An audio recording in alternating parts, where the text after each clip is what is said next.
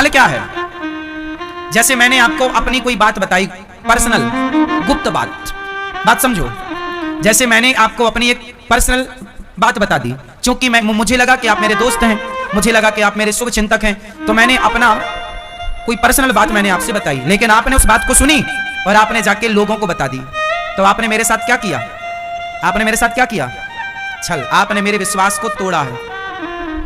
आपने मेरे विश्वास को, यदि आपने मेरे विश्वास को तोड़ा है तो भगवान फिर कभी आप पर विश्वास नहीं करेंगे कि भाई ये विश्वास के योग्य नहीं है। संसार के व्यवहार से ही ईश्वर आपको नंबर देते हैं। समाज में आपका कैसा व्यवहार है, जो सबके प्रति अच्छा भाव रखता है, भगवान समझते हैं कि ये व्यक्ति अच्छा है, उसे चुनते हैं भगवान, उसे अपनी भक्ति देते हैं, अपना ज्ञान देते हैं, सब कुछ देते, उड़ेल देते हैं भगवान। भगवान देने में कमी नहीं करते। तुम लेने के पात्र तो बनो, ग्रहण करने की क्षमता तो रखो। तुम्हारे अंदर छल नहीं होना चाहिए। बात समझ में आ रही है? आजकल के लड़के किसी लड़की को गुलाब देते हैं, उसे कहते हैं कि हम तुमसे बहुत प्यार करते हैं, तुमसे शादी करेंगे, तुमसे ही प्यार करता हूं, तुमसे ही शादी करूंगा। पर उस लड़की ने एक दिन पकड़ लिया कि वो दूसरी लड़की के संग भी घूम रहा है, तो तुम्हारे साथ उसने क्या किया? क्या किया? यही है छल। विश्वासघात को ही छल कहते हैं। छल है। और ऐसे लोग ना ऐसे लोगों को आप पसंद करेंगे और ना ऐसे लोगों को भगवान पसंद करेंगे। लेकिन आज के लोगों में ये छल कूट कूट के भरा है। आजकल का आदमी जैसा दिख रहा है वैसा नहीं। धोखा देने में तो पीएचडी कर रखी है, झूठ बोलने की तो मशीन है। छल भरा। इसलिए कलयुग में क्या है, सतयुग त्रेता द्वापर में छल नहीं था। कभी कभी कहीं कहीं कोई, पहले के लोग रावण जैसे लोग छल, मतलब छल करने वाले लोग ही अलग थे उस टाइम पर। रावण जैसे, मारीच जैसे, शकुनी जैसे, ये सब छले, अलग ही वैरायटियां थी, अलग ही दिखते थे। लेकिन आजकल के तो लोग सगा बेटा बाप के साथ छल कर देता है। हाँ या ना? पति पत्नी के साथ छल कर रहा है, पत्नियां पति के साथ छल कर रही हैं। छल।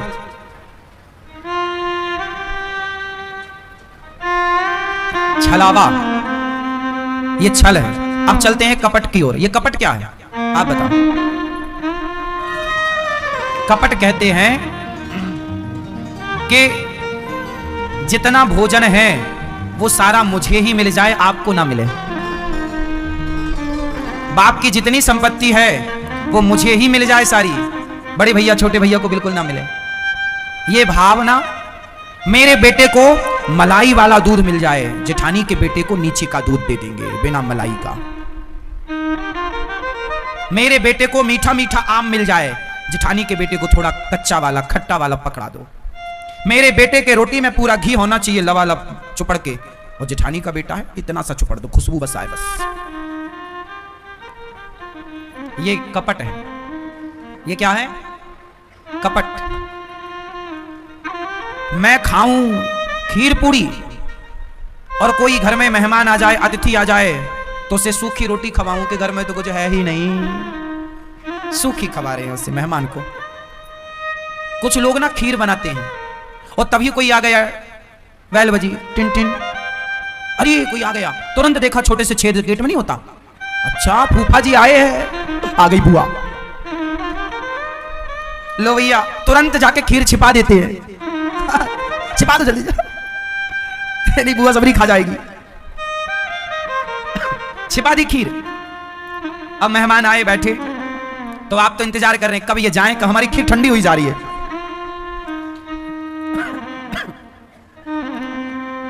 आपके घर में जो है सूखा रूखा ईश्वर का दिया, सभी में बांट कर खाना चाहिए। और अकस्मात कोई आपके घर आ जाए तो उसे जरूर खिलाना चाहिए, क्योंकि जब कोई भी व्यक्ति आपके घर आता है और पेट भर खाता है ना, तो वो तृप्त होता है।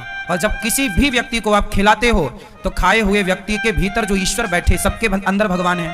तो जब कोई तृप्त होता है तो मैं तृप्त नहीं होता, आप तृप्त नहीं होते, व्यक्ति तृप्त नहीं होता, व्यक्ति के भीतर बैठे हुए परमात्मा ही सदा तृप्त होते हैं। और ईश्वर की तृप्ति ही आपकी और हमारी तृप्ति होती है। इनडायरेक्ट ईश्वर आपके द्वारा ही खाते हैं। इसलिए जो खाओ वो खिलाओ, ये कपट नहीं है। पर खाओ कुछ और खिलाओ कुछ, ये कपट है। मैं बढ़िया से इन चीजों को जानता हूं। बचपन में मैं जब भीख मांगने जाया करता था, बचपन में मैं भिखारी गांव में भीख मांगा करता था। हमारी आर्थिक स्थिति बहुत अच्छी नहीं थी, तो जब हम गांव में भीख मांगने जाते थे तो भिखारियों के लिए कुछ लोग अलग ही चावल रखते थे, टूटा हुआ मोटा सा, जो सबसे थर्ड क्वालिटी का, अपने खाने के लिए अलग रखते थे कुछ लोग, और भिखारियों के लिए अलग रखा जाता था। पहले के टाइम पर भिखारी लोग आते भी ज्यादा थे, तो लोग खाने का चावल अलग रखते थे और देने वाला चावल। आप में से ये याद है, ये दौर देखा है आप लोगों ने? हम तो गुजरे हैं ना, हमें तो खूब अच्छे से सब पता है। जब हम भिक्षा मांगने जाते थे तो लोग अपना खाने के चावल अलग खाते थे और हमें अलग देते थे भिखारियों के लिए। हम ले लेते थे, हमें कोई दिक्कत नहीं थी, हमें तो बस गरीबी थी तो पेट भरने से मतलब था।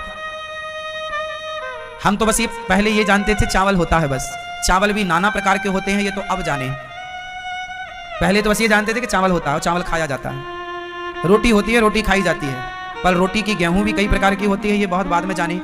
अब समझ में आता है कि अच्छा इसमें भी वैरायटी होती है। पहले तो बस भिखारी को जो मिल जाए। तो जब हम लोगों के घर जाते थे तो लोग हमें देते थे। किसी के घर जाएं तो वो बिल्कुल टुकड़े टुकड़े वाले चावल, किसी के घर जाएं तो मोटे चावल लेके के आते थे, और उसी की खिचड़ी बनाया करती थी माँ। कभी चावल, कभी खिचड़ी, कभी कुछ खाते थे भोग लगा के भगवान जी का। लेकिन मन में एक भाव था, हम देखते थे ना लोगों के घर, देखो बच्चे थे गांव में जाके बैठना उठना खेलना, उन्हीं के घर में जाके खेलते थे उन्हीं के बच्चों के संग, और उन्हीं के घर जाके भीख भी मांगा करते थे। तो सब चीजें देखते थे। तो हमने तब मन में भाव रखा था कि ये कभी भगवान हमें इस लायक बनाएंगे तो ये कपट हम नहीं करेंगे, जो हम खाएंगे वही खिलाएंगे। इसलिए गौरी गोपाल आश्रम में जो हम स्वयं खाते हैं वही आप सबको भरपेट भोजन मिलता है। यदि हम कुछ खाएं और आपको कुछ खिलाएं तो वो कपट हो जाएगा, और यदि मैंने कपट किया तो इस कपट का हिसाब मुझे जाके वहां देना पड़ेगा। क्यों अनिरुद्ध, तुमने भी कपट किया। इसलिए मैं नहीं चाहता कि मुझे जब हिसाब देना पड़े तो नजरें नीचे करनी पड़े। भगवान के चरणों को देखते हुए हिसाब दूं कि प्रभु आपने जिस लायक बनाया, सेवा करी, मैंने कपट नहीं किया। जो खाया वो खिलाया, जिस क्वालिटी का खाया उसी क्वालिटी का खिलाया। इसलिए गौरी गोपाल आश्रम में जो हमारी माताएं खाती हैं, जो प्रसाद आप लोग अन्य क्षेत्र में पाते हो ना रसोई में, जो क्वालिटी का चावल आप खाते हो वही चावल हम भी खाते हैं, वही दाल, वही सब्जी, वही सब। आपने भी खाया होगा प्रसादी। कुछ ऐसा लगा कि ये भंडारा लंगर तो देखो ऐसे लोग बलाह भी टार देते हैं, लेकिन नहीं, यहाँ सब चीजें आपके लिए सुव्यवस्थित बनाई जाती हैं। आप समझ रहे हैं बातों को? कपट नहीं, कपट नहीं, छल कपट। छल क्या है वो भी आपको समझाया, कपट क्या है वो भी। इसलिए इन चीजों से बचिएगा, क्योंकि आप देखें ना देखें, हम देखें ना देखें, आप वृंदावन आते हैं ना तो आप ये थोड़ी देखते हैं कि किस क्वालिटी का चावल गौरी गोपाल आश्रम में मिल रहा है। आप तो प्रसाद की भावना से पाते हैं, लेकिन ये तो मेरा धर्म है ना कि मैं आपको अच्छे से अच्छा खिलाऊं, आपकी अच्छे से अच्छी सेवा करूं। ये तो मेरे से सवाल होगा ना कि जब मेरे भगवान पूछेंगे कि जब वृंदावन मेरे भक्त आए तो तुमने उनकी किस तरह से सेवा की, क्या खिलाया, ये तो मेरे से सवाल होगा, जवाब मुझे देना पड़ेगा। इसलिए आपसे भी एक सवाल होगा कि आपने अपने भाई के साथ, अपनी पत्नी के साथ, बच्चों के साथ, पिता के साथ, माता के साथ, समाज के साथ कितना आपने छल किया, कपट किया, क्यों किया, क्या जरूरत थी? आज बहुत सारे लोग अपने बाप के साथ कपट करते हैं। बहुत सारी बहुएं अपने बच्चे के लिए बादाम का हलवा बनाएंगी, अपना बादाम का हलवा खाएंगी, और बूढ़ी सास को बासी रोटी पकड़ा देंगी। बूढ़ी अम्मा, बूढ़ी सास, बूढ़ा ससुर, उसे भरपेट कुछ लोग भोजन नहीं देते, निकाल देते हैं। चलो हमारे घर में जगह नहीं है। बेटा, कितने बच्चों ने अपने माँ बाप को घर से निकाल दिया, ना निकाला होता तो ये वृद्धाश्रम बनाने की क्या जरूरत थी? तो ये कपट ही तो है कि जिस माँ ने आपकी तेल मालिश करके, पढ़ा लिखा करके योग्य बनाया, आपने उसी माँ को घर से निकाल दिया। जिस माँ ने आपको चलना सिखाया, तो आपने अपनी माँ के साथ क्या किया? आपने अपनी माँ के साथ छल भी किया और कपट भी किया। हाँ या ना? ये बहुओं को लगता है कि हमें सास की सेवा ना करनी पड़े। अरे ये तुम्हारा धर्म है। सास घर की बूढ़ी स्त्री है, बूढ़ों का सम्मान, पेट भर रोटी देना। मंदिर क्या है? घर के बूढ़े ही चलते फिरते भगवान हैं, उनकी सेवा करो, उन्हें प्रसन्न रखो, उनकी दो बातें बर्दाश्त कर लो, यही ईश्वर की सबसे बड़ी पूजा है। और कौन सी पूजा है? तुम क्यों पत्थर पूजते रहते हो? कबीरदास जी कहते हैं कि पत्थर पूजे हरि मिले, तो मैं पूजूं पहाड़। तासे तो चक्की भली जो पीस खाए संसार। तुम्हें पत्थर ही पूजने हैं तो पहाड़ की पूजा कर लो। चक्की तुम्हारे घर में जो गेहूं पीसने की चक्की होती थी वो पत्थर की होती थी, उसकी पूजा कर लो। पर पत्थर की पूजा करना उद्देश्य नहीं है। उद्देश्य है, पत्थर तो खाता नहीं है, पीता नहीं है, पर तुम्हारी माँ खाती है, पीती है, तुम्हारा बाप खाता पीता है। जो खाता पीता है उसे कोई देता नहीं है, और जो नहीं खाता उसके सामने लड्डू 56 भोग परोसे जा रहे हैं। इसका मतलब ये मत समझ लेना कि मूर्ति पूजा नहीं करनी चाहिए। मूर्ति पूजा करनी चाहिए। हम हिंदू हैं, हम हिंदुओं का परिचय है ये कि जो हिंदू पत्थर की पूजा करता होगा, जो पत्थर को पूजता होगा, वो इंसानों को किस तरह से पूजता होगा। ये उपमा है।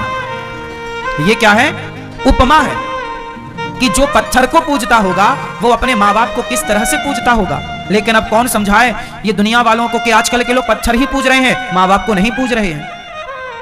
जबकि बात यह होनी चाहिए कि माँ बाप को पूजने के बाद, माँ बाप की सेवा के बाद समय मिले तो आप ईश्वर को कण कण में देखते हो तो पत्थर में भी देखते हो। ईश्वर तो सब जगह है ना, माँ के अंदर है, पिता के अंदर है, बच्चों के अंदर है, आपके अंदर, मेरे अंदर, तो फिर वो पत्थर में भी है। हाँ, तो ईश्वर को पत्थर के रूप में हम पूजें, कोई बुराई नहीं है, लेकिन पहले माता के रूप में तो पूज लें, पिता के रूप में तो पूज लें। जो अपनी माँ के रूप में ईश्वर को पहचान गया, पिता के रूप में ईश्वर को पहचान गया, वही तो पत्थर के रूप में भी भगवान को पहचान सकता है। जो माँ बाप के रूप में ना पहचाना हो भाई साहब, वो पत्थर में पहचानेगा। आप अपनी माँ को घर से निकाल दो, आप अपने बाप को रोटी मत दो और जाओ मंदिर में आरती उतारो, पूजा करो, तो ये तुम्हारी पूजा सफल है या व्यर्थ है? हाँ, सफल तो ना होगी ना मेरी माँ। इसलिए ये दास अनिरुद्ध, मैं मंदिर में कम जाता हूँ, भगवान की पूजा कम करता हूँ मेरी माँ, मैं तो अपनी वृद्ध माँ, बेसहारा माँ की ही पूजा करता हूँ, उन्हीं में ईश्वर को देखता हूँ। इंसान में ही ईश्वर को देखो, नर सेवा ही नारायण सेवा है। ये मेरी अपनी पर्सनल मान्यता है, शास्त्र भी इसका सपोर्ट करते हैं। आप मेरी बात को कितने नंबर देंगे, मानेंगे नहीं मानेंगे, आप स्वतंत्र हैं। मैं तो अपना मूर्ख हूं ना, तो पर्सनल विचार दे रहा हूं कि माँ बाप ही भगवान है मेरे लिए, माँ बाप की सेवा ही सबसे बड़ी सेवा है मेरे लिए। अब जरूरी थोड़ी है कि मेरी इस बात से आप लोग भी सहमत हो। आप सहमत हैं तो ठीक है, नहीं है तो भी ठीक है। आप स्वतंत्र हैं, अपने विचार जैसा आपका हो वैसा करो। ये तो मेरे पर्सनल विचार हैं, और केवल विचार नहीं है, मैं जो करता हूं वही कह रहा हूं।